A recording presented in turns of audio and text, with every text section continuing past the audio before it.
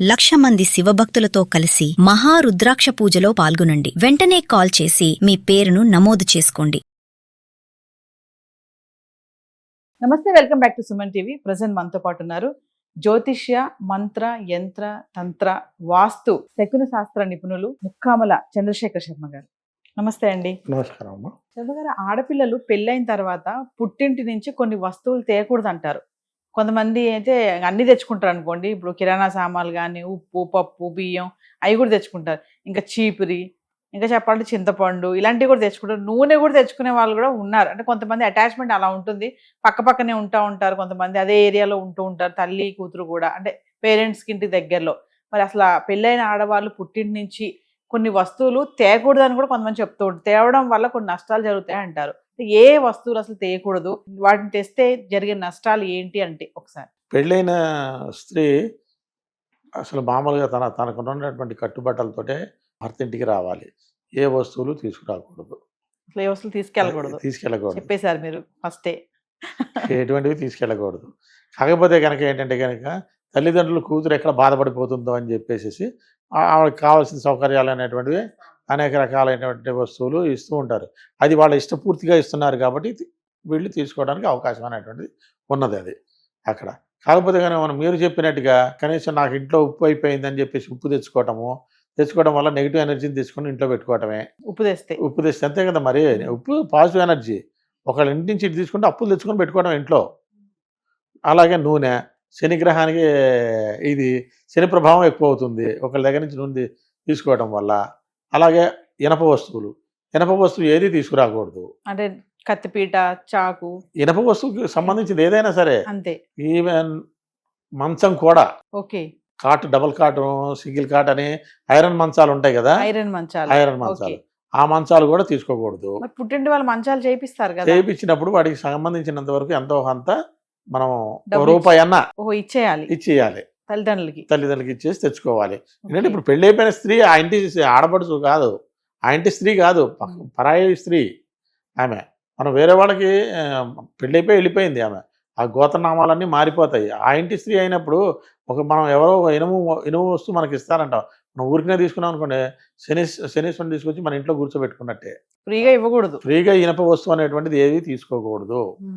ఇనప వస్తువు మీరు ఇప్పుడు ఈ కాలంలో అయినా సరే ఏదైనా మనకి తెలిసింది ఒక వెహికల్ ఇస్తారు, నా వెహికల్ వాడుకోండి అని చెప్పిస్తారు.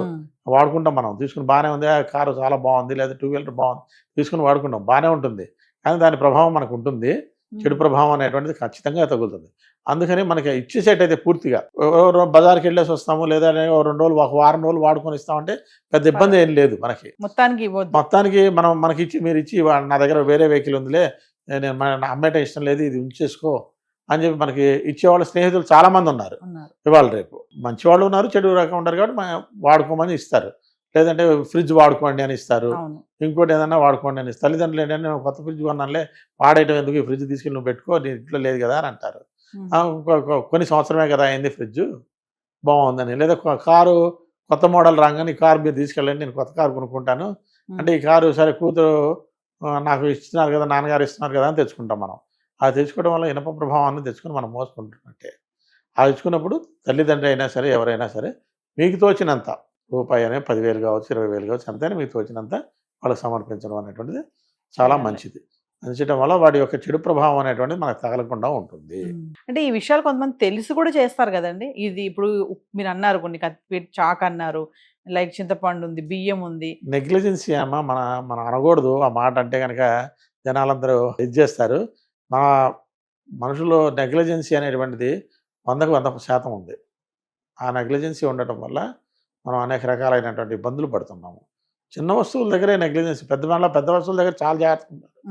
చిన్న వస్తువుల దగ్గరికి వచ్చేసరికి నెగ్లిజెన్సీ వచ్చి ఏమవుతుందిలే అనుకుంటాము. దానివల్లే ప్రభావం కలుగుతుంది. ఆ ప్రభావం చెడు ప్రభావం కలిగేసరికి అది వాళ్ళు తెలుసుకోలేకపోతారు. ఆ చిన్న పెద్దవి పూర్తిగా మనం మునిగేంత వరకు తెలియదు మనకి. మునిగిన తర్వాత అయ్యో నేను ఇట్లా అయిపోయినా, దీనికి కారణం ఏంటి అని అప్పుడు ఎత్తుక్కుని ఉపయోగం ఏముంది? చేతులు కాలేక ఆకులు పట్టుకుని ప్రయోజనం లేదు. చేతులు కాలకముందు ఆకులతో పట్టుకునే గిన్నె చేతులు కాలకుండా ఉంటాయి. కాబట్టి అందుకని మన వాళ్ళు ఏమని చెప్పారంటే, పురాణాలు, మీకు తెలిసినటువంటి విజ్ఞానమైనటువంటి పుస్తకాలు చదవమని చెప్పారు. అవేమి చదవట్లేదు ఇవాళ రేపు. ఐఫోన్లును ఈ ఫోన్లు వచ్చిన ఫోన్లు ఇన్స్టాగ్రామ్లు ఇవి చూసుకోవడమే సరిపోతున్నది. వాళ్ళకి ఇక నాలెడ్జ్ ఎక్కడి నుంచి వస్తుంది? రాదు. ఏమవుతుందిలే ఏమో ఆ ఒంటి మీదకి వచ్చి అంతా ఇదయ్యేంత వరకు ఇది ఉంది. ఇప్పటికిప్పుడు ఉన్న పరిస్థితుల్లో క్షుద్రశక్తుల ప్రభావం అనేటువంటిది చాలా విపరీతంగా ఉన్నది. కలికాలం ఒకటి. కలికాలంలో కలి అనేటువంటిది తొందరగా ఇంపాక్ట్ చేస్తాడు. చెడుని ఎక్కువ ఇది చేస్తాడు. మనకి అరిషడ్ వర్గాలు ఏవైతే ఉన్నాయో అరిషడ్ వర్గాలు అంటే కామ, క్రోధ, మద, మోహ, లోభ, మదమాశ్చర్యాలు. ఈ 6 అరిషడ్ వర్గాల్ని మనిషిని ప్రేరేపిస్తూ ఉంటాడు. ఎప్పుడు అవకాశం దొరుకుతుందా, ఎప్పుడు అటాక్ చేద్దామా అని చూస్తూ ఉంటాడు. ఏ మాత్రం సూది మనం దొరికినంత సందు దొరికినా మన మీద అటాక్ చేస్తాడు. ఒకసారి అటాక్ చేసేటంటే మనం వాటి నుంచి బయటపడటం కష్టం. సో మనం సాధ్యమైనంత వరకు భగవన్నామ స్మరణ, మీరు మీకు ఇష్టమైన దైవాన్ని ఎవరినైనా ప్రార్థించుకొని భగవన్నామ స్మరణ చేస్తుంటే కలి ప్రభావం అనేటువంటి మన జోలికి రాకుండా మన దీంట్లో మనం ఉంటాం. ఒకటి. రెండోది, అయాచితంగా వస్తున్న వస్తువు ఏది మనం తీసుకోకూడదు. ఒక వస్తువు మనకు అనవసరం, కొనుక్కోవాలి. ఆ వస్తువు మీద మనకు ఇష్టపడ్డాము, వాళ్ళకి కావాల్సినటువంటిది ఎంతో కొంత డబ్బులు ఇచ్చేసేసి మనం కొనుక్కోవడం, అప్పుడు మన సొంతం అవుతుంది. దాని మీద మన ప్రభావం అనేటువంటిది ఏముండదు అనమాట. అంటే ఎంతో కొంత ఇచ్చి తెచ్చుకోవడం అనేది రూపాయి ఇవ్వండి, రూపాయి 1 రూపీ కాయిన్ ఇవ్వండి, మొత్తానికి ఫ్రీగా తెచ్చుకోకూడదు. మీరంటే అభిమానం నాకు, సరే ఇదిగో తీసుకోండి అని చెప్పేసి నేను ఒక టీవీ ఇచ్చాను అనుకోండి, లేదా ఒక స్కూటరో ఒక సైకిలో ఇచ్చాను అనుకోండి, మీరు తెచ్చుకోకండి. 1 రూపాయి ఇవ్వండి, ఊరికనే తీసుకోకూడదు. 1 రూపాయి ఉంచలే అని చెప్పేసి ఇచ్చేసి మీరు తెచ్చుకోండి. మీ మీద ఎటువంటి ప్రభావం ఉండదు. అంతేగాని ఫ్రీగా మాత్రం తెచ్చుకుంటే నష్టాలు ఉంటాయి. అది అనేక మార్గాలు ఇబ్బంది పడాల్సి వస్తుంది. అందుకనే మనం ఏంటంటే కనుక వేటిల్లో అయినా సరే 1 రూపాయి కాయిన్ అనేటువంటిది కంపల్సరీగా పెట్టాలి అని అంటారు. 1 రూపాయి కాయిన్ ఇప్పుడు మీరు 10,000 పెట్టండి, ఒక కాయిన్ కూడా పెట్టమంటారు. ఎందుకంటే ఆ కాయినే మనని రక్షిస్తూ ఉంటుంది ఎప్పుడు సదా. కాబట్టి కాగితాల నోట్లు 10,000 ఇచ్చారా, 1,00,000 రూపాయలు ఇచ్చారా నేను లెక్క కాదు. ఆ కాయిన్ ధనలక్ష్మి స్వరూపం. అంటే ఇది వరకు రాగి రూపంలో, వెండి రూపంలో, వెండి coin, silver coin, gold coin plus copper coin ఉండేవి రాజుల కాలం నుంచి. అవన్నీ క్రమేణా తగ్గుతూ వచ్చినాయి. కాబట్టి ఇప్పుడు మామూలు మనం తయారు చేసే మామూలు రూపాయి నాణ్యం వచ్చింది. ఆ రూపాయినే కాయిన్ అంటున్నాం మనం. దాన్నే వాడుక భాషలో కాయిన్ అంటాం. కాబట్టి ఆ కాయిన్ 1 రూపాయి అయినా పెట్టి తాంబూలం ఇచ్చేటప్పుడు ఎవరికైనా సరే కంపల్సరీ 1 రూపాయి ఇచ్చి దానం చేయాలి.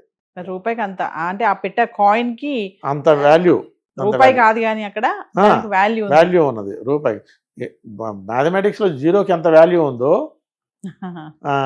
ఆ రూపాయి కాయిన్కి అంత వాల్యూ ఉందన్నమాట. నమస్తే.